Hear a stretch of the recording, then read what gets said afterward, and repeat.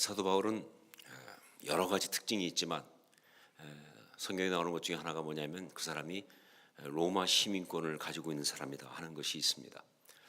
근데 그것도 사도행전 22장에 나오지만 날 때부터 갖고 있는 로마 시민권입니다. 천부장 루시아와 대화하는 가운데 나오는데 천부장 루시아는 나는 돈을 많이 들여서 시민권을 샀다.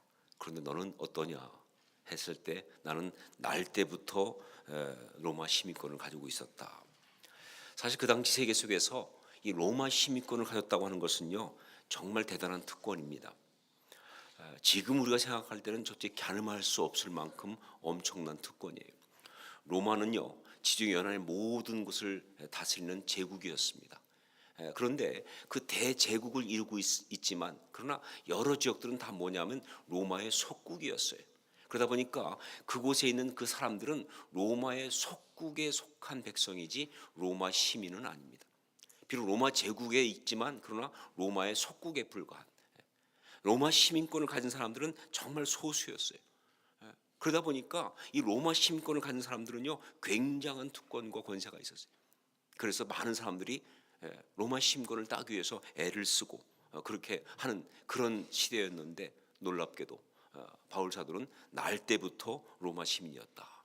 무슨 얘기냐? 그 아버지 이상 쪽에서 이미 로마 시민이었기 때문에 그런 것이다.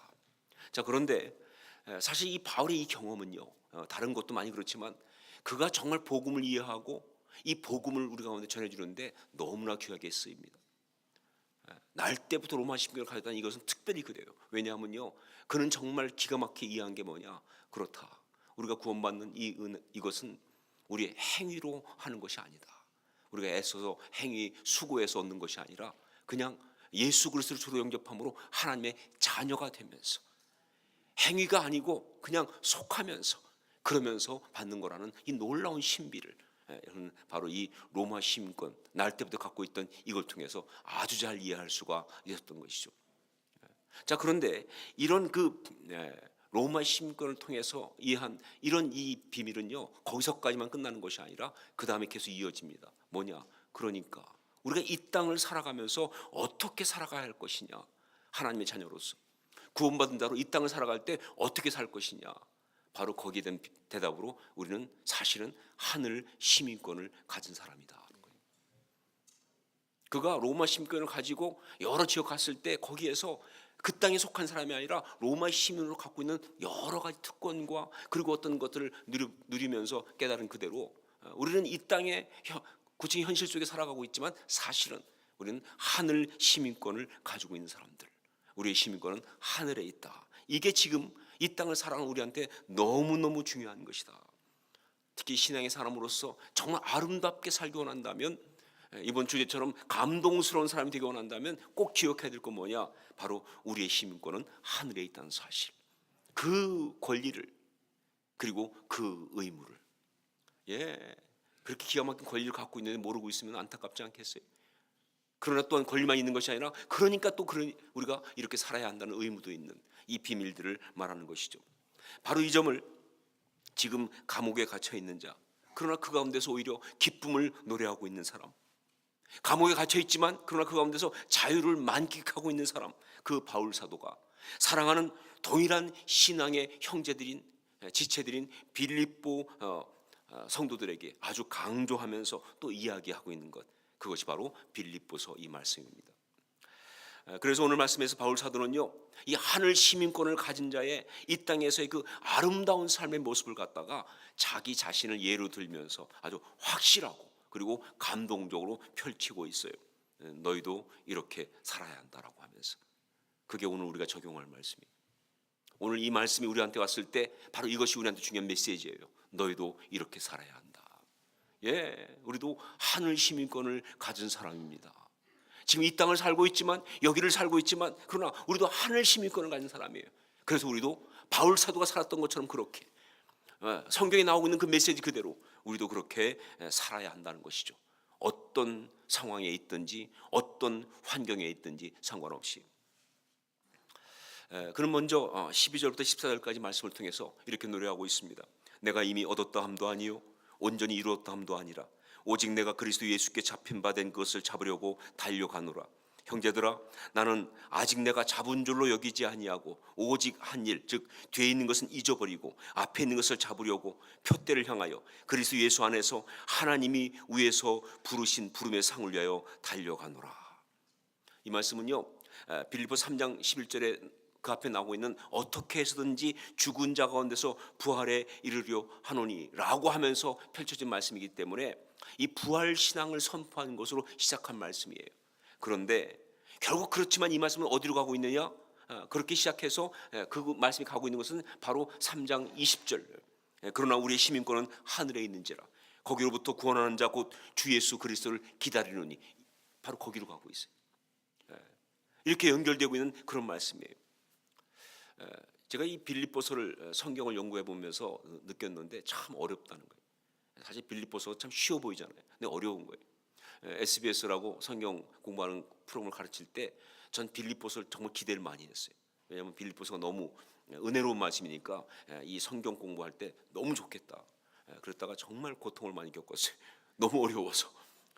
왜냐하면요, 이 빌립보서는요, 어떤 논리적으로 뭐 어떤 설명하고 그런 말씀이 아니에요. 물론 그런 것도 있지만 그냥 사이사이에 그냥 바울 사도가 어떤 영에 탁 잡혀가지고 독백하듯이 자기 혼자 그냥 막 선포하듯이 막 어떤 때는요 막 그냥 웅변하듯이 그냥 혼자서 모노드라마 하듯이 막 쏟아놓는 말씀들이 참 많이 나와요.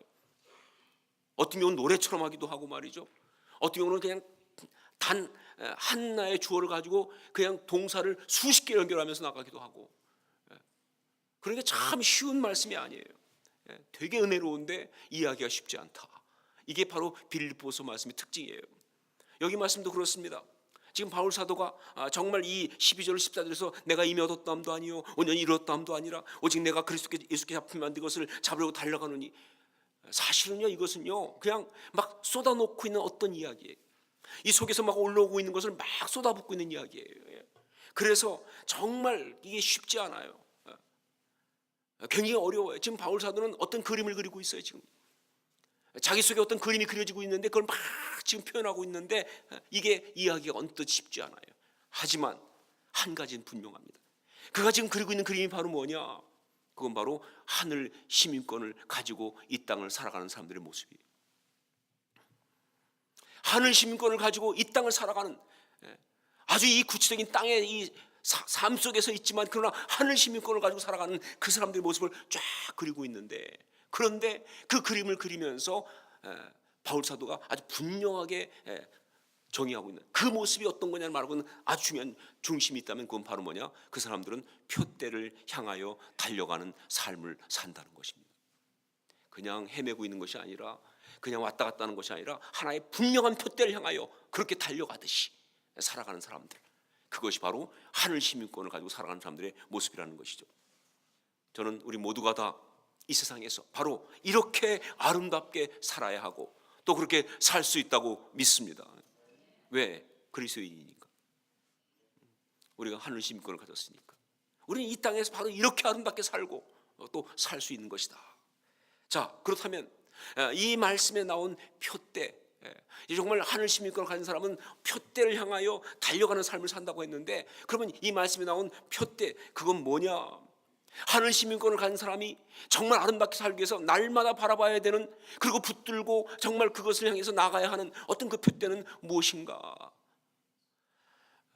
사실 이 표대를 설명할 때 보면, 이 말씀에 보면 어떤 가장 가까이부터 그 다음에 중간 그리고 저 먼 끝까지 이렇게 3층으로 되어 있어요. 일종의 레어가 있어요. 가장 가까이, 가장 먼저 바라볼 것. 근데 그만이 아니라 그걸 뚫고 그 다음 것이 보여요. 그 다음 뚫고 그 다음까지 이렇게 해서 세 가지, 가까운 것, 중간, 멀리 세 가지로 이 말씀이 지금 나와 있습니다. 그 중에 가장 가깝게 있는 게 바로 뭐냐? 그것이 바로 십자가예요. 우리의 표대, 우리가 달려가면서 잡아야 하는 그 표대 가운데 가장 가까이, 정말 모든 신앙의 사람이, 하늘 시민권을 가진 사람이 살아가면서 정말 늘 붙잡아야 하고 바라봐야 될 그건 바로 뭐냐? 그건 십자가예요. 십자가가 우리의 삶의, 우리의 신앙의 표대라는 것이죠. 그런데 이 십자가를 바라본다, 십자가를 붙든다, 이렇게 말할 때 사실 거기에는요 3가지의 의미가 들어가 있는 거예요. 십자가라는 한마디 쓰지만 십자가의 구체적인 3가지가 있어요. 그 첫째가 뭐냐? 바로 십자가의 그 은혜, 그 사랑입니다. 여러분, 우리가 정말 하늘 시민권을 가진 자로서 필요하다면 날마다 십자가를 묵상해야 하는데, 그때 그 십자가를 묵상하는 것은 뭘 묵상하는 거예요? 무엇보다 먼저 그 십자가의 은혜를, 그 사랑을 묵상하는 거예요. 여러분, 십자가는요 뭐냐라고 할 때 가장 먼저 나오는 건 십자가는 하나님의 우리를 향한 막을 수 없는 무지막지한 사랑이에요. 그렇잖아요. 십자가 뭡니까? 나를 살리기 위해서, 나를 구원하시기 위해서 하나님이 거기에 당신의 아들을, 아니 당신 자신을 못 박아 죽이신 것이에요. 그 십자가는 사랑이에요. 십자가는 은혜입니다. 정말 하나님의 사랑이 놀랍게 나타난 것이에요. 이게 바로 십자가예요. 그렇기 때문에 우리가 정말 십자가를 바라본다는 건 뭐냐? 바로 그 은혜를 바라보는 거예요. 그 사랑을 바라보는 거예요. 그걸 붙드는 거예요. 여러분, 신앙에는 여러 가지 위험이 있지만, 우리가 삶을 살아갈 때도 마찬가지죠. 여러 가지 위험이 있지만 그 가운데 가장 심각한 것, 그건 바로 교만입니다. 교만. 하여간 이 교만, 이거 들어오면요 감사도, 감격도, 아름다움도 다 날아가는 거예요. 우리가 주변에 아는 사람 중에서 참 신앙 좋은 사람이 있는데 어떻게 하다 저렇게 이상해졌나 싶은 사람들은 다 딱 진단하면 딱 한 가지예요. 교만해져서 그래.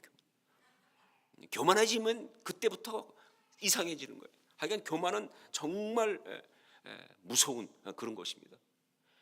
그런데 십자가의 은혜, 십자가의 그 사랑, 이걸 붙들면 교만을 이길 수 있어요. 그래서 십자가의 은혜를 붙들어야 하는 거예요. 그 사랑을 붙들어야 하는 거예요. 예, 정말 십자가의 은혜, 그 사랑을 붙든 사람은요 절대 교만할 수가 없어요. 아니, 하나님은 나를 위해서 정말 그렇게 십자가에 당신의 아들을 죽이시면서 그렇게 사랑하셨다는 사실을 아는 사람이 어떻게 교만할 수가 있겠어요? 어떻게 그 사람이 정말 그 은혜를 잃어버릴 수가 있겠어요? 그렇죠? 참 그 찬양의 가사들 보면 놀라운 게 많아요. 저는 찬양 가사 쓰는 사람들 보면 다 성령께서 쓰셨다고 봐요. 그러지 않고는 그런 가사가 나올 수가 없어요.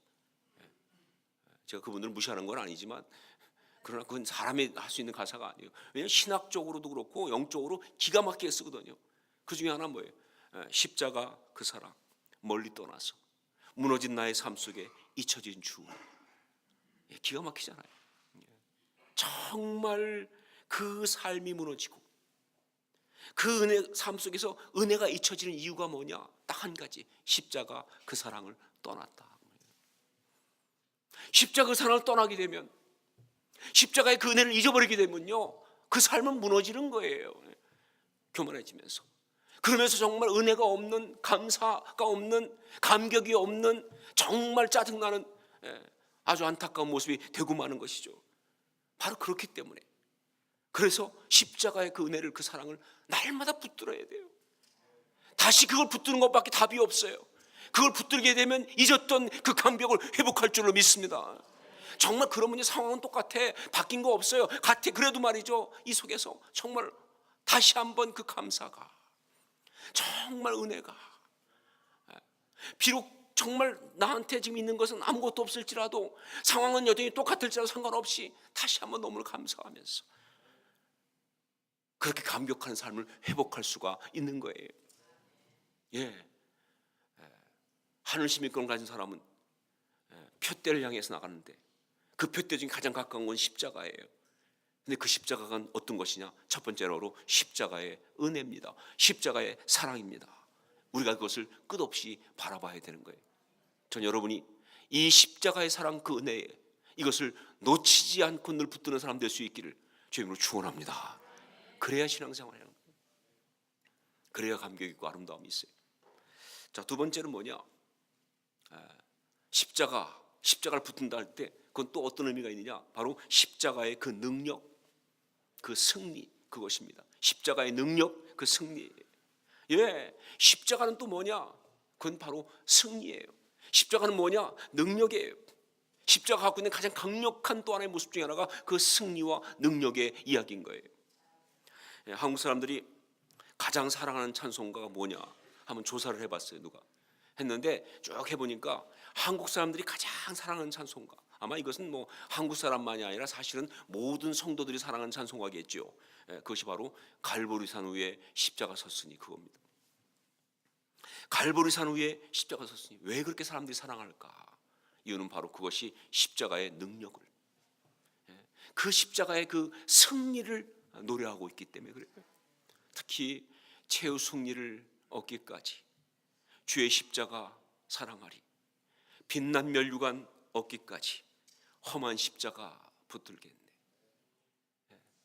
정말 제대로 찬양하는 사람들은요, 이 부분을 부르면서 울지 않을 수 없을 거예요. 뭉클한 감격이 없을 수가 없습니다. 비장하지 않을 수가 없어요. 최후 승리를 얻기까지 주의 십자가 사랑하리, 빛난 면류관 받기까지 험한 십자가 붙들겠네. 십자가는 바로 그게 십자가입니다. 그 능력, 그 승리. 여러분, 십자가를 붙들고 바라보고 나간다는 건 바로 뭐냐? 그 능력을, 그 승리를 갖다가 붙들고 바라보고 나가는 거예요. 근데 여러분, 이것은요 절대로 추상적인 얘기 아닙니다. 그냥 어떤 신학적인 얘기 아니에요. 그냥 비유가 아니에요. 이것은요 정말 역사예요. 여러분, 사람들이 죄 가운데 있게 되면요 정말 그 죄에 잡히게 되는데, 그런데 사실 누구도 죄에 잡히는 것을 좋아하는 사람이 아무도 없어요. 다 힘들어해요. 다 고통스러워해요. 정말 죄가 자기를 잡고 있는 것이 잘못됐다는 걸 알고 있어요. 벗어나고 싶어요. 근데 문제는 뭐냐? 벗어날 수가 없다는 게 문제죠. 능력이 없어요. 떨치지 못해, 이기지 못해. 그래서 거기에 잡혀서 고통하고 있는 거예요. 그렇기 때문에 십자가가 필요한 것입니다. 정말 십자가를 묵상하는 순간 설명할 수 없지만 어떤 영적 역사가 일어나서 말이죠, 그 죄를 끊어버리고 그 죄를 이기는 역사가 나타나는 줄로 믿습니다. 내 마음이 그렇게 무너져 있었는데, 내가 그렇게 힘들었는데, 그렇게 낙심하고 있었는데, 그 십자가를 묵상하는 순간, 그 십자가를 붙드는 순간 설명할 수 없는 그런 능력이 내 안에 생기기 시작하면서 뭐까지 죽기까지 하겠어. 사람이 완전 미칠 때 보니까 그 말밖에 안 나오더라고요. 그래봤자 죽기밖에 더 하겠어. 그 순간 끝난 거예요. 십자가를 붙들면 능력이 나타나는 거예요. 아무것도 아닌데 내가 이것 때문에, 정말 내가 별것 아닌데 이 알령한 것 때문에 놔버리자. 다 놓을 수 있는 힘이, 다 버릴 수 있는 힘이, 그리고 다 품을 수 있는 힘이, 또 기다릴 수 있는 능력이, 정말 찬양할 수 있는 역사가 그 가운데 나타나는 줄로 믿습니다. 십자가의 능력, 이건 사건이에요. 이건 사건이에요. 이건 역사예요.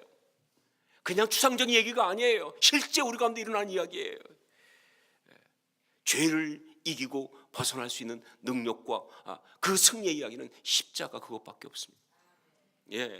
표대를 향하여 그렇게 나가면서 그게 십자가를 붙드는 것이라고 한다면, 그것은 또한 십자가의 그 능력, 그 승리를 바라보고 나가는 것이다. 여러분이 날마다 꼭 필요한 순간에 놓치지 않고 가장 힘이 필요할 때, 가장 능력이 필요할 때 반드시 십자가를 붙드는 그런 여러분 다 될 수 있기를 주의 이름으로 축원합니다. 신앙은 그래야 돼요. 자, 또 한 가지, 십자가를 붙든다는 게 뭐냐라고 할 때, 그 십자가는 그때 십자가의 그 지혜, 그 신학, 그것입니다. 십자가의 지혜, 십자가의 신학. 구약 선지자 가운데서 메시아를 가장 많이 예언한 선지자가 이사야입니다. 이사야는 정말 놀랍게 메시아를 예언했어요. 그런데 이 이사야가 메시아를 예언하면서 말이죠, 그 메시아는 결국은 여호와의 영이 임하시는 바로 그 사람인데, 그렇게 오시는 분인데 하면서 그 메시아에 임하는 여호와의 영을 이야기할 때 그 쫙 그걸 표현하면서 거기서 아주 굉장히 재미있는 표현을 하나 썼어요. 사실은 언뜻 보면 이해가 되지 않을 것 같은 표현인데, 그것이 바로 뭐냐면 에짜라는 표현이에요. 그게 모략이란 말이에요. 모략. 히브리어로 에짜죠. 에짜, 모략.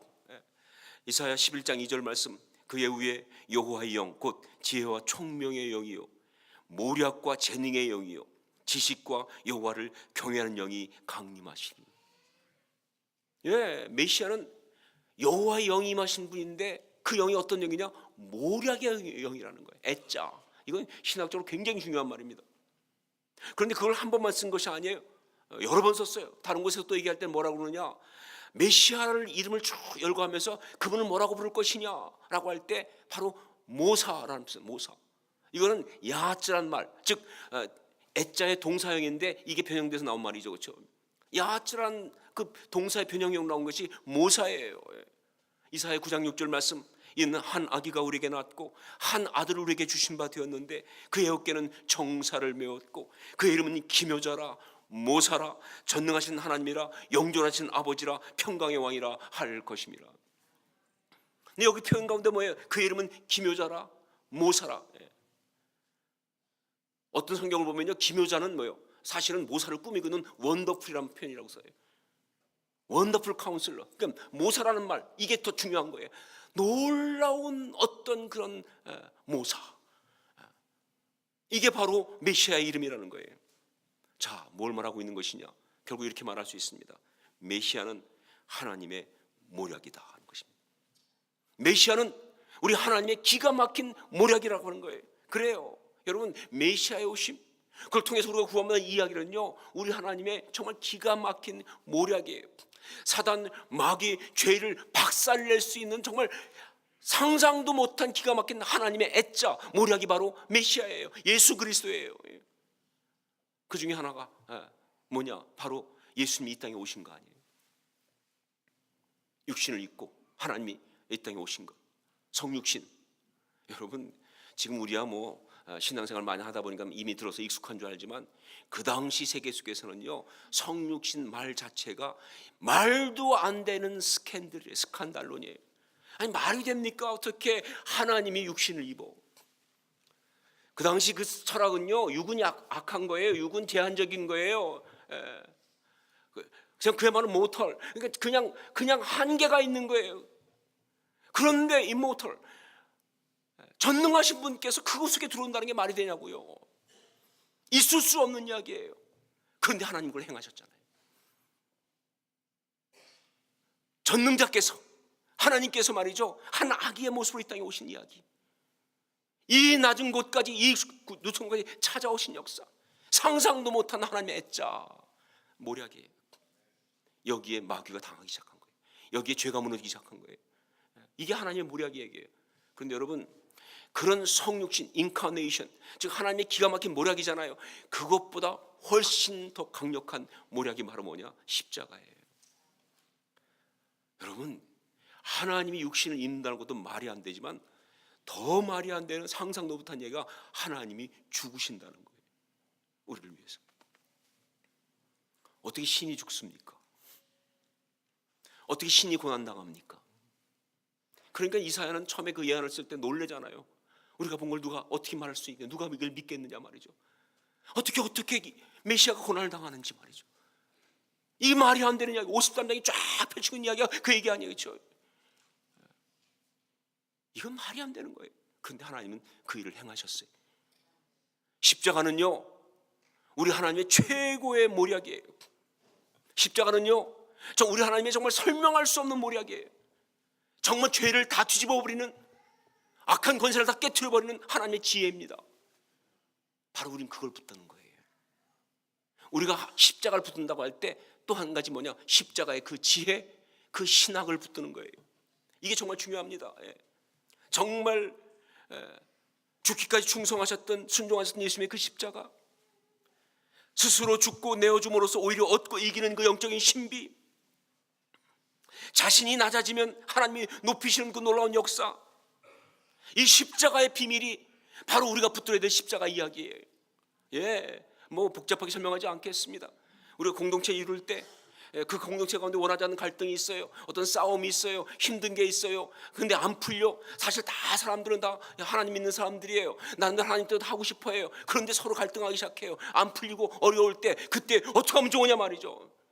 그때 어떤 사람이 그 순간에 자기가 아무 잘못한 것이 없을지 모르겠지만 그러나 나를 내려놓고 용서를 구합니다. 내가 잘못했습니다. 내가 섬기겠습니다. 자기의 권리를 포기합니다. 십자가의 그 지혜를 발휘하는 거예요. 그 순간 갈등이 사라지는 거예요. 그 순간 풀리기 시작하는 거예요. 이건 가정에서도 많이 일어나는 거예요. 사실 저도 살면서 부부싸움 같은 데 할 때 보면요, 정말 억울할 때가 많거든요. 사실 부부가 싸울 때 보면요, 생각 좀 많이 합니다. 왜냐하면 저는 또 늘 생각하는 사람이니까 누가 잘못했을까? 근데 아무리 생각해도 내가 잘못한 게 아니야. 이번 거는 정말 사실은 거기 90, 제 10 정도인데 제 아무리 써도 거기 70, 나 30이지 이것도 많이 쓴 거야 사실은요. 이건 저 잘못한 거예요. 그래서 옛날에는 그냥 그걸 논리를 축적하는 데 시간을 많이 보냈어요. 그래서 1, 2, 3 이렇게 잘못했으면 결론 무릎 꿇어 딱 이게 제 답이었어요. 그런데 어느 순간 주께서 이렇게 말씀을 주실 때 네가 먼저 용서를 구하라. 네가 먼저 사과해라. 잘못한 거 없는데. 아니, 잘못하고 안 하고 중요한 것이 아니라 풀어야 될 거 아니야. 회복해야 될 거 아니야. 그 사람이 바로 내 사람인데, 회복하는 사람이 내 사람인데 풀어야 될 거 아니야. 그래서 정말 아무것도 잘못한 것이 없을지 모르지만, 억울할지 모르지만 그러나 가서 미안하다고. 그 순간에 십자가의 그 지혜가 발동되면서, 여기 보니까 부부싸움 할 때 십자가의 지혜가 필요한 사람이 많이 있어요. 내가 보니까 교회 생활하면서 십자가의 지혜가 필요한 사람이 많이 있어요. 그 모든 갈등이 사라지고, 그러면서 정말로 하나님의 아름다운 공동체가 회복되는 그런 역사가 있는 겁니다. 여러분, 십자가의 그 모략은요, 지혜는요, 우리가 하나님의 사람으로 이 땅 가운데 살아가기 위해서 정말 필요해요. 아주 작은 관계부터 모든 것까지 너무너무 필요합니다. 그거 없으면 못 살아요. 관계만이 아니라 삶도 마찬가지입니다. 내가 왜 고난 가운데 들어가는지, 내가 지금 왜 어려움을 겪고 있는지, 내가 왜 이 실패를 했는지, 십자가의 모략이 없으면요 절망하지. 그런데 십자가의 모략 가운데 있으면요, 이 모든 것은 결국 하나님이 당신의 때 나를 정말 아름답게 높이실 줄로 믿습니다. 그래서 기꺼이 받아들이는 거예요. 기꺼이 받아들이는 거예요. 이것이 바로 십자가의 모략입니다. 우리가 정말 표대를 향하여 달려가는 것이, 그것이 바로 하늘 시민권을 간 자의 삶이라고 한다면, 우리가 바라봐야 될 표대에 가장 가까운 건 바로 뭐라고요? 십자가예요. 십자가의 그 은혜의 사랑, 그걸 바라보면서 말이죠. 십자가의 그 능력, 승리를 바라보면서 십자가의 그 지혜를 붙드는 것, 이것이 바로 십자가를 붙드는 거예요. 여러분이 다른 어떤 것보다 정말 영적 크루세이드, 십자가를 붙드는 하나님의 사람 될 수 있기를 주님으로 축원합니다. 그게 우리들이에요. 자, 그 다음에 이제 뭐냐?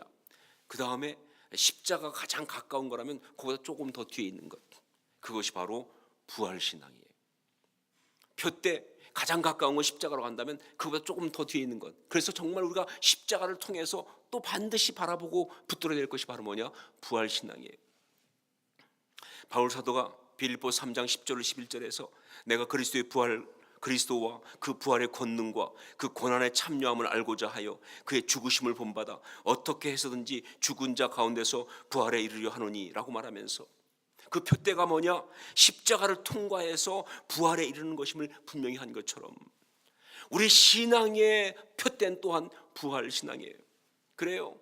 우리가 정말 이 땅을 살아가면서 만만치 않은 삶의 환경 속에서 여러 가지 사건 가운데 있지만 그 가운데서 정말 아름답게 살아가는 비밀이 있다면, 비결이 있다면 말이죠, 그건 부활신앙, 부활을 바라보고 살아간다는 거예요. 나중에 죽은 다음에 일어나는 게 부활이 아니에요. 지금 우리가 살아가는 삶 속에서 있는 그 신앙이 부활이에요. 부활신앙, 이것이 우리 삶의 중요한 초점이고 그리고 비밀이 되는 것이다. 아도니람 저드슨이라고 하는 선교사가 있습니다. 미국 선교사로서는 가장 감동적인 이야기를 가진 사람 중에 한 사람이죠. 그는 미얀마, 버마에 가서 평생을 바쳤어요. 그런데 그가 이 버마에 갔을 때 거기서 사역하면서 가자마자 너무 고난을 많이 겪어가지고 간지 얼마 안 돼서 자기의 두 자녀를 다 잃었어요. 어릴 때 풍토병으로. 그래가지고 두 자녀를 갖다가 묻고 그리고 사역을 하는데 그 뒤에 얼마 뒤에 또 자기 아내까지 죽습니다. 이 아내는요 정말 자기한테는 그냥 아내 정도가 아니라 그야말로 동역자였어요. 자기가 억울하게 감옥에 들어갔을 때 자기를 구원하기 위해서 그렇게 애썼던 사람이 그 아내예요. 정말 그 어린 나이에 미국에서 선교 비전을 가지고 고백 간증할 때 그때 만나서 같이 마음이 통하면서 함께 연합해서 그러면서 좀 결혼하고 함께 나갔던 동역자였어요. 근데 그 아내가 죽었어요. 그래서 그 아내를 갖다가 먼저 죽은 두 자녀의 무덤 옆에다가 묻고 나서 그 무덤가에 이 아도니람 저스니 털푸덕 주저앉아 있었습니다. 그런 무엇인가를 깊이 생각하기 시작합니다. 사람들은 다 그때 아도니람 저스니 정말 그 아내를 잃어버린 슬픔을 생각하고 있다고 생각했어요. 정말 그 아내를 잃어버린 그 고통을 묵상하고 있다고 생각했어요. 이제 어떻게 살아가나? 내가 어떻게 감당할 수 있을까? 정말 이 아픔, 이 고통 어떻게 하면 좋을까? 그 생각하고 있다고 생각했어요. 그런데 여러분 놀랍게도 그 순간 아도니람 저스는요 거기에서 그 아내를 잃은 고통과 슬픔을 묵상하고 있던 것이 아니라 바로 그 무덤가 옆에 있던 한 나무를 묵상하고 있었어요.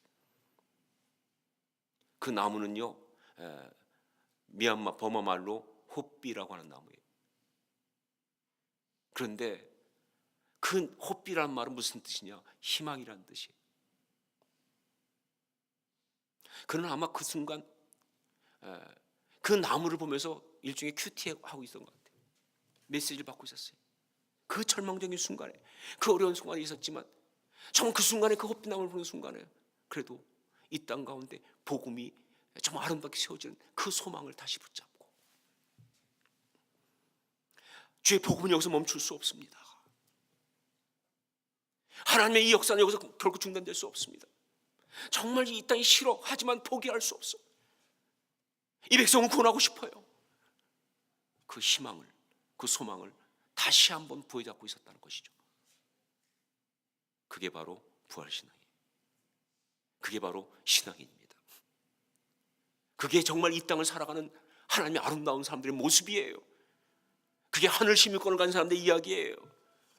그래요. 신앙의 사람이 고린도후서 4장 8절 9절 말씀처럼 우리가 사방으로 우겨쌈을 당하여도 쌓이지 아니하며 답답한 일을 당하여도 낙심하지 아니하며 박해를 받아도 버림받지 아니하며 거꾸로 됨을 당하여도 망하지 아니하고 그렇게 살아갈 수 있는 이유는 정말 신앙의 사람이 정말 사방으로 우겨쌈을 당하지만 그러나 쌓이지 않고 답답한 일을 당하여도 낙심하지 않으며 박해를 받아도 버림받지 않고 거꾸로뜨림을 당하여도 망하지 않을 수 있는 그런 이유가 있다면 그게 신앙의 사람의 이야기인데 그럴 수 있는 비밀이 있다고 한다면 바로 10절 우리가 항상 예수의 죽음을 몸에 짊어지면 예수의 생명이 또한 우리 몸에 나타나게 하려 함이라. 이것 때문이라는 것입니다. 부활신앙. 부활신앙인 사람은요 어떤 상황 속에서 절망하지 않습니다. 아무리 힘들어도 낙심하지 않습니다. 다시 거기서 소망을 갖습니다. 왜? 부활은 바로 죽음을 이기고 승리하신 이야기니까 말이죠. 이게 바로 삶의 표대예요. 이것이 바로 하늘 시민권을 가진 자가 이 땅에 살아가는 모습이에요. 그가 바라보는 표대는 부활신앙이다. 세 번째로 한 가지 더 표대는 뭐냐라고 할 때 첫 번째가 바로 십자가였다고 한다면 가까이 그것보다 뒤에가 있는 것이 바로 부활신앙이었다고 한다면 이제 궁극적으로 더 멀리 또 하나 있는 것이 뭐냐? 그건 바로 부름의 상. 이것이 바로 우리 신앙의 표대입니다. 부름의 상. 여러분 우리가 정말 이 세상을 살아가면서 무슨 일을 하든 어떤 삶을 사든 정말 바라보고 초점을 맞춰야 할 것이 또 하나 있다고 한다면 그건 바로 뭐냐? 부름의 상이에요. 어떤 사람 보면요, 신앙생활하는 이유가 전부 다 벌 받지 않으려고 하는 그런 사람도 있어요. 주일 예배 나오는 이유도 뭐냐면 안 나오다가 벌 받을까 봐 말이죠. 저는 그 주일학교 때 들었던 이 설교 예화가 참 대단히 강렬하긴 했는데 지금도 기억이 날 정도니까. 그런데 조금 영향이 안 좋았던 게 뭐냐면 거기 그런 예화를 쓰더라고요. 그 선생님이 설명하면서 이 누가 이렇게 그 천국을 가는데 사다리가 쫙 있더라는 거예요. 그런데 보니까 사다리가 이렇게 탁, 그래서 사다리를 타고 딱 가는데 가다 보니까 한 칸이 비었더래. 왜냐면 그날 주일날 예배 빼먹은 날이야. 그래가지고 그냥 어려운데 힘든데 점프해서 잡았어요. 뭐 그 정도는. 또 갔다 보니까 두 칸이 빈 거예요, 연속으로. 그럼 뭐예요? 두 번 빼먹은 날이야. 그래가지고 또 그냥 힘든데 그냥 있는 힘에 점프를 해가지고 겨우 잡아서 올라갔는데 올라가니까 이번엔 세 칸이 비어 있는 거예요. 뭐예요? 세 번 연속 빼먹은 날이야. 그래가지고 그걸 잡으려고 그냥 점프하다 뚝 떨어져가지고 그냥 밑으로. 어린 나이에도 얼마나 그 예화가 강했든지 말이죠. 주일날 교회 안 가고 싶다도 아유 사다리 빠지면 안 되는데. 아주 안 좋은 예화입니다. 여러분 예배를 그러려고 나오면 안 되지. 그렇죠. 아유 가기 싫은데 그냥 사다리 빠지면 안 되니까 가야겠다. 그건 신앙이 아니죠. 벌 받을까봐, 혼날까봐. 그래서 정말 이거 안 한다. 물론 그것도 필요해요. 하나님 주님이 정말 우리를 야단치시고 정말 우리한테 정말 섭섭해하실 수 있으니까 안 한다. 중요하지만 그러나 정말 진짜 중요한 건 뭐냐?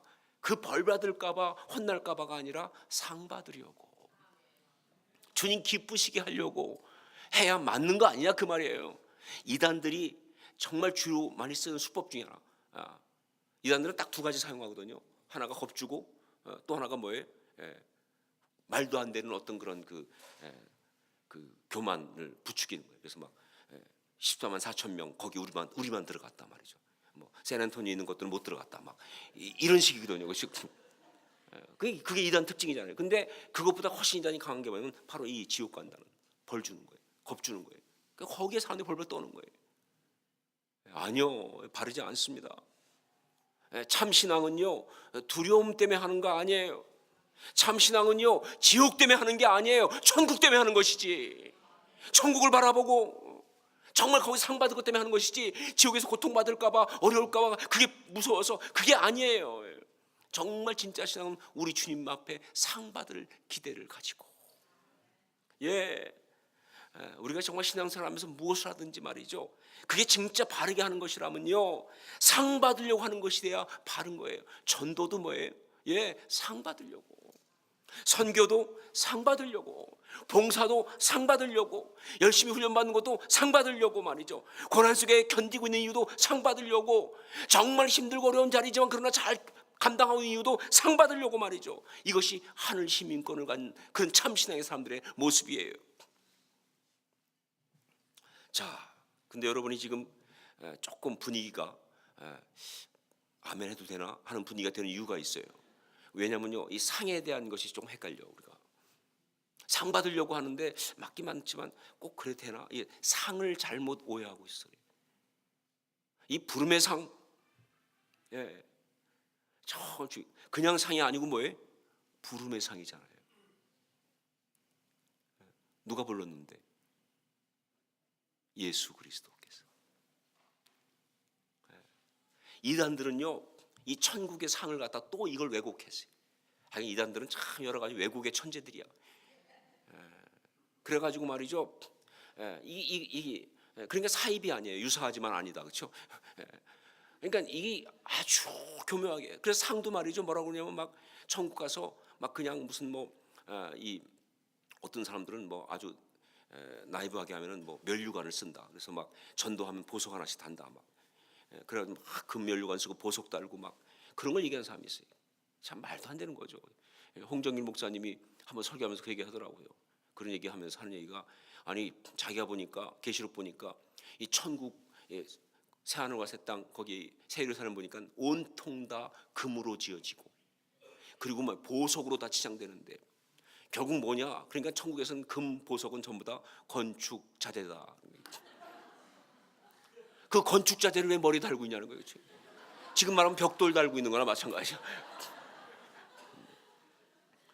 그런 말도 안 되는. 또 뭐 어떤 사람은 그래요. 뭐 천국에서 막 10골 권세 막 한 것처럼 더 막 아파트 평수 넓은 거 살아. 막 여기서 충성 많이 한 사람은 넓은 집, 뭐 조금 제대로 안 믿는 사람은 그냥 조금 작은 집, 거의 봉사하는 사람은 그냥 문간방에 이렇게. 천국에 그런 게 뭐가 있어요, 그렇죠? 천국인데. 또 막 높이, 어떤 사람은 높이 막 올라가고 어떤 사람은 저 밑에 있고 말이에요. 그래갖고 막 그냥 누구는 천국의 높은 자리, 누구는 저 낮은 자리. 여러분 천국은 높낮이가 없잖아요. 이게 전부 다 이단들이 말하는 가짜. 그거 천국 아닙니다. 상은 그게 상이 아니에요.